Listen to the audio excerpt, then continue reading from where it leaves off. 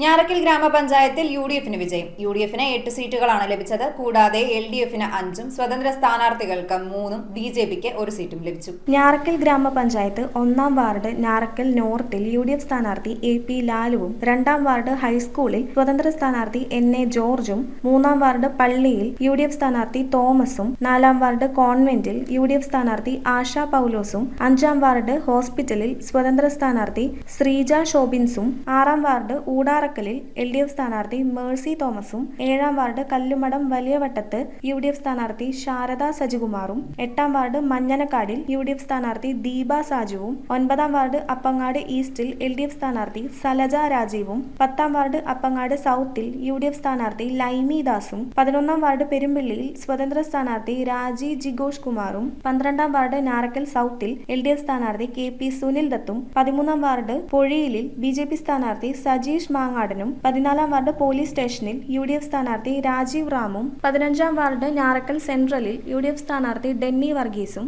16-ാം ward പഞ്ചായത്തിൽ എൽ.ഡി.എഫ് സ്ഥാനാർത്ഥി എ.ആർ. ചന്ദ്രബോസും 17-ാം ward ആറാട്ടുവഴിയിൽ LDF സ്ഥാനാർത്ഥി രമ്യ ദിലീപും മികച്ച വിജയം കരസ്ഥമാക്കി. News bureau, Paravur. റിങ്ങുകൾ 1 ഗ്രാമിൽ തുടങ്ങുന്ന മാലകൾ, നെക്ലസുകൾ 9,000 രൂപ മുതൽ ഡയമണ്ട് നെക്ലസുകൾ 1 ലക്ഷം മുതൽ ആരംഭിക്കുന്ന വെഡിംഗ് സെറ്റുകൾ. കൂടാതെ നിങ്ങളുടെ പഴയ സ്വർണത്തിന് ഏറ്റവും ഉയർന്ന മൂല്യവും.